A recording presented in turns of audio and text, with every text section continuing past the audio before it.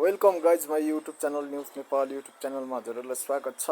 आज चाहिँ तपाईँहरूलाई मैले के विषयमा भिडियो बनाएको छु भन्ने कुरा चाहिँ तपाईँहरूले थम्बनेलमा हेरेर पनि थाहा पाइसक्नु भएको होला। यदि थाहा पाउनु भएको छैन र अब थम्बनेलबाट त सम्पूर्ण जानकारीहरू प्राप्त हुँदैन, त्यही भएर तपाईँहरूले भिडियोलाई अन्तिमसम्म हेर्नै पर्ने हुन्छ। तपाईँहरू आज मात्रै च्यानलमा आउनु भएको छ भने च्यानललाई सब्सक्राइब गरिदिनु होला, भिडियोलाई एक लाइक दिएर तपाईँहरू अगाडि बढ्नु होला। तपाईँहरूले चाहिँ आज मैले चाहिँ के विषयमा बनाएको छु भने तपाईँहरूले चाहिँ युट्युब च्यानल खोल्नु भएको छ, तपाईँहरूको युट्युब च्यानल चाहिँ के कसरी मोनिटाइज हुन्छ, युट्युबले के क्राइटेरियाहरू चाहिँ तपाईँहरूले पुरा गर्नुपर्छ भन्ने विषयमा लिएर चाहिँ मैले यो भिडियो बनाएको छु। र तपाईँहरूले भिडियोलाई अन्तिमसम्म हेर्नु होला। च्यानललाई सब्सक्राइब गर्नुभएको छैन भने सब्सक्राइब गर्नु होला र तपाईँहरूले सब्सक्राइब गर्नुभयो भने चाहिँ तपाईँहरूलाई यस्तै मैले बनाएका इन्फर्मेसनहरू चाहिँ तपाईँहरूलाई नोटिफिकेसन मार्फत मिल्नेछ। र तपाईँहरूले चाहिँ अब सुरुमा त युट्युब च्यानल खोलिसके पछाडि चाहिँ तपाईँहरूलाई युट्युब च्यानल खोलिसकेपछि तपाईँहरूलाई चाहिँ एउटा एपको आवश्यकता पर्दछ, जुन रहेको छ मैले यहाँ देखाइरहेको छु अगाडि स्क्रिनमा। वाइटी स्टुडियो भन्ने एप तपाईँहरूलाई आवश्यकता पर्दछ र वाइटी स्टुडियो एप चाहिँ तपाईँले प्ले स्टोरमा गएर वाइटी स्टुडियो भनेर सर्च गर्नुपर्ने हुन्छ। म तपाईँहरूलाई देखाउँदैछु। प्ले स्टोरमा गएर वाइटी स्टुडियो भनेर चाहिँ तपाईँले एपलाई सर्च गर्नु होला। त्यस पछाडि यहाँ तल देख्न सक्नुहुन्छ वाइटी स्टुडियो भनेर।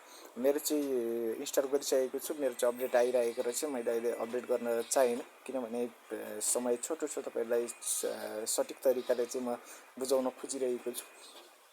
र म चाहिँ डाइरेक्ट युट्युब च्यानलमा वाइटी स्टुडियोमा जाँदैछु र वाइटी स्टुडियोमा गइसके पछाडि देख्न सक्नुहुन्छ मेरो चाहिँ एउटा पुरानो च्यानल। मैले चाहिँ 2 महिनामा चाहिँ मसित चाहिँ यो च्यानलको चाहिँ मैले क्राइटेरियाहरू पुरा गरिसकेको थिएँ। मलाई चाहिने थियो 1000 सब्सक्राइबर 4000 वाच टाइम, तर मैले चाहिँ 2 महिनामा यो च्यानलमा चाहिँ 4000 सब्सक्राइबर र 4000 सब्सक्राइबर र 4000 वाच टाइम पुरा गरेको थिएँ। मलाई चाहिँ 1000 सब्सक्राइबर मात्रै आवश्यकता थियो, तर मेरो चाहिँ च्यानल चाहिँ एकदम उयो भयो। त्यही भएर मसँग चाहिँ 4000 सब्सक्राइबर र 4000 वाच टाइम थियो। र यो च्यानलमा चाहिँ मैले के बुझाउन खोजेको भने तपाईँहरूले तल देख्नुहुन्छ अनमा जानु होला। यो अनमा गइसके पछाडि यहाँ देख्न सक्नुहुनेछ मेरो च्यानलमा चाहिँ रिल्स कन्टेन्ट भनेर चाहिँ यो च्यानलमा आइदियो। किनकि मैले यो च्यानलमा चाहिँ मैले अरूको भिडियोहरू अपलोड गरेको थिएँ, किनकि मलाई यो विषयमा थाहा थिएन। मैले चाहिँ भर्खरै मात्रै युट्युब च्यानल खोलेको थिएँ। मेरो फर्स्ट च्यानल यही हो। त्यस पछाडि मैले सेकेन्डमा अहिले तपाईँहरूले देखिराख्नु भएको छ यो च्यानल सेकेन्डमा खोलेको छु। यो च्यानलमा चाहिँ अहिले देख्न सक्नुहुन्छ अहिले चाहिँ मेरोमा सरी नेट अलिक स्लो छ है, 4762 सब्सक्राइबर अझै पनि हुनुहुन्छ। र मेरो वाच टाइम चाहिँ मैले भिडियोहरू रिव्यू कन्टेन्ट आइसके पछाडि चाहिँ मैले भिडियोहरूलाई डिलिट गर्नको लागि बाध्य भएँ। र यहाँ अहिले देख्न सक्नुहुन्छ मेरो चाहिँ 4000 सब्सक्राइबर कम्प्लिट भएको छ र public watch time 4000 watch time भनेको छ 365 दिनमा। यो चाहिँ मैले भिडियो डिलिट हानिसकेपछि मेरो चाहिँ वाच टाइमहरू चाहिँ क्यान्सल भएको छ है। अब मैले फेरि यो च्यानलमा चाहिँ भिडियोहरू अपलोड गरेर मैले फेरि 4000 वाच टाइम कम्प्लिट गर्नुपर्ने हुन्छ।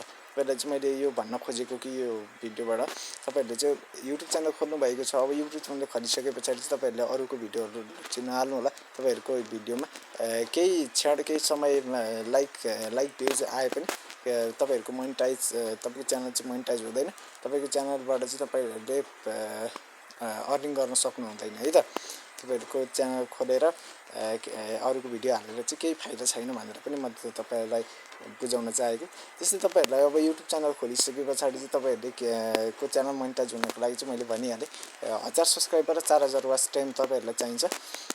1000 सब्सक्राइबर त हामीले सर्ट भिडियोहरू अपलोड गरेर जसो गरेर तपाईँहरूले च्यानललाई गरिहाल्छौँ।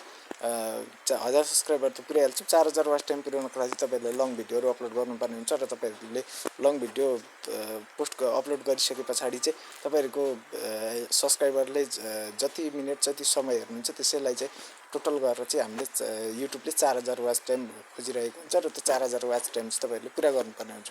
तपाईँहरूले युट्युब च्यानल भर्खर खोल्नु भएको छ भने चाहिँ तपाईँहरूलाई यो जानकारी चाहिँ एकदम जरुरत छ है। यदि तपाईँहरूले युट्युब च्यानल खोल्नु भएको छैन, तपाईँहरू युट्युब च्यानल खोल्ने सोचमा हुनुहुन्छ भने चाहिँ तपाईँहरूले कमेन्ट गर्नु होला। युट्युब च्यानल खोल्ने तरिका पनि म अर्को भिडियोमा लिएर आउने नै छु। तपाईँलाई आजको भिडियो के कस्तो लाग्यो तपाईँहरूले बुझ्नु नै भयो होला। यदि बुझ्नु भएन भने पनि कमेन्ट मार्फत बताउनु होला। म तपाईँहरूलाई फेरि पनि अरूको भिडियो लिएर आउने नै छु है त।